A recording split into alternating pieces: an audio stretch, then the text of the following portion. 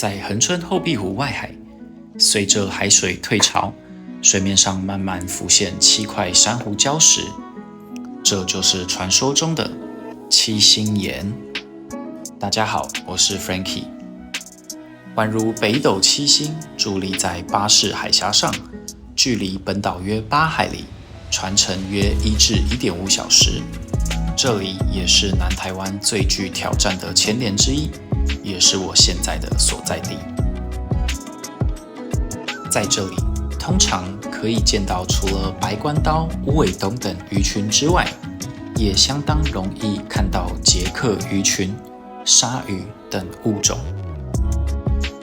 七星岩拥有超高的能见度，时长在20米以上，而深度从18米下探至40米以下。随着镜头切往峭壁区域，你可以看到垂直落差巨大的岩壁，这些峭壁与缝隙则是海洋生物的天然避风港。强流将深水层的营养盐及浮游生物带到浅层，而珊瑚也能获得更多的营养，有助于维持健康的珊瑚礁体，间接吸引各类海洋生物栖息。就在第一潜即将结束之时，2位导潜在我们面前展现惊人水下讲干话的技巧。第一潜水流平稳，是个让导潜和潜水员彼此熟悉水下默契的好机会，而第二潜才是七星岩真正的自我。汹涌的流、巡游的大雾，还有令人又爱又怕的水下洗衣机流，而这才是七星岩的魅力所在。第二潜一开始，流已经强到必须攀绳下。随着大家缓慢下潜，原本隐身在海蓝中的捷克鱼群，逐渐浮现在大家的视野里，最终以壮观的正式展现在我们的眼前。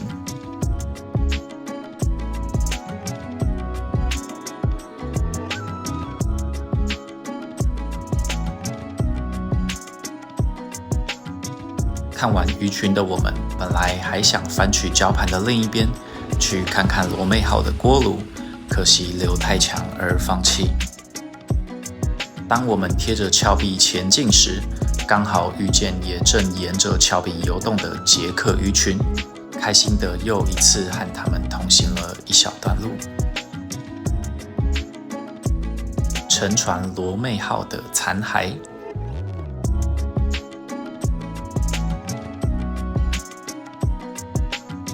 而七星岩位在太平洋黑潮主流与台湾海峡冷流交汇之处，再加上海床岩石与峭壁的结构，当海流经过狭窄通道时，不仅速度加快，有时还会出现旋转或垂直的洗衣机流。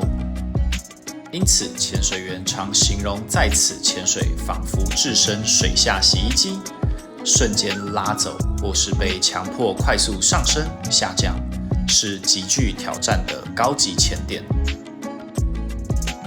不晓得大家有没有发现，影片中的流速其实越来越快了。当我们按计划准备翻到礁盘上放流，却又在同时看到老肖整个飞到翻过去时，就知道大事不妙。大家可以看到它的泡泡是往后飞的。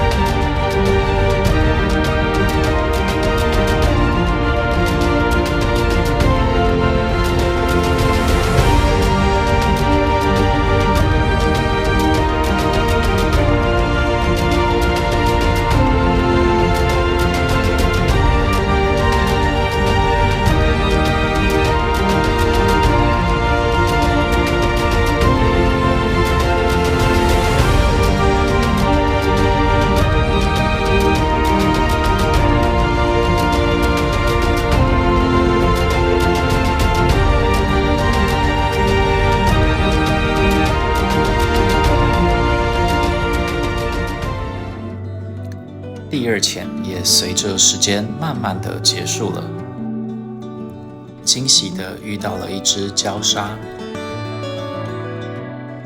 七星岩的洗衣激流同时也提醒我们，这不是初阶潜水员能轻易驾驭的潜点，需具备顶尖的浮力控制、流区、部署浮力带的经验。但高能见度、大群鱼群与你们现在看到的这一幕交织在一起。Stanley 与珍被无数的泡泡缓缓包围，仿佛在银河中穿越星河，每一下踢动都像在宇宙中画出轨迹。我想，这就是七星岩最令人屏息的浪漫瞬间。